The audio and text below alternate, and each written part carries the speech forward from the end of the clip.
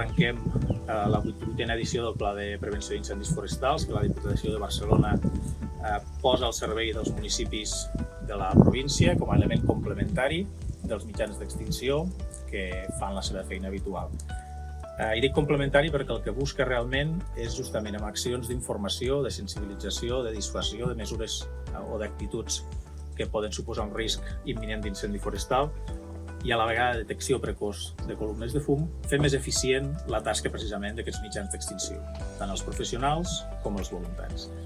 Com hem dit, aquest és un dispositiu que organitzem cada any, en aquest cas amb la col·laboració de 275 municipis de la demarcació de Barcelona, 124 agrupacions de defensa forestal, les 9 federacions d'ADFs de la província, el Secretariat de Federacions i Agrupacions de Defensa Forestal de Catalunya, i també altres administracions competents, com pot ser el Cos d'Agents Rurals o els Bombers de la Generalitat de Catalunya, amb un objectiu clar, que és donar una cobertura extra a gairebé 650.000 hectàrees agroforestals vulnerables de la demarcació de Barcelona. L'increment de l'ús dels espais naturals després de la pandèmia, que ha estat molt significatiu, i la pèrdua, això ja ve de fa més anys, de l'activitat agrícola i de la gestió forestal ens condueixen a un escenari d'alt risc i davant d'aquest alt risc doncs, totes les prevencions són poques. Per tant, hem d'estar molt pendents d'aquestes noves exigències, d'aquests nous reptes, fruit de la situació actual.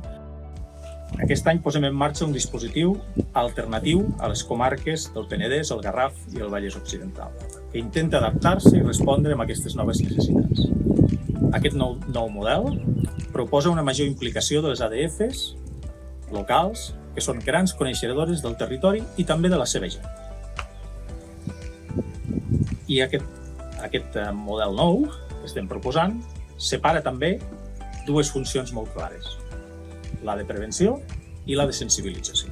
Aquest, doncs, és un model que proposem que és dual, en el que, per una banda, tindrem les ADFs amb la seva actuació local i una sèrie d'unitats d'agents cívics amb alta mobilitat desplaçant-se pel territori. Les ADFs avui és un dia molt important estant aquí, és un dia que voldrem recordar en el calendari perquè no podem fer altra cosa que estar immensament agraïts a la Diputació per posar-nos les coses fàcils, per creure amb les ADFs i concretament, doncs, en el nostre cas, per creure en la Federació del Penedès Garraf i en la del Vallès Occidental per fer aquesta prova pilot del PBI 2023 a les nostres comarques.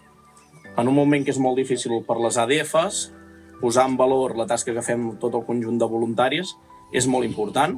Aquest any es commemoren 20 anys de l'incendi que vam patir aquí a Sant Llorenç. Crec que allò ens va marcar molt a totes les llorençanes i llorençans. Quan veiem una columna de fum o sentim els helicòpters se'ns posa la pell de gallina. Agrair la feina que van realitzar els 2.500 bombers, ADFs, 100 voluntaris que també van realitzar tasques en temes de logística. I des d'aquí també agrair la tasca que realitzen les ADFs i els bombers voluntaris. Creiem que fan una tasca molt important i, per tant, es mereixen tot el reconeixement de les institucions catalanes i tot el nostre recolzament.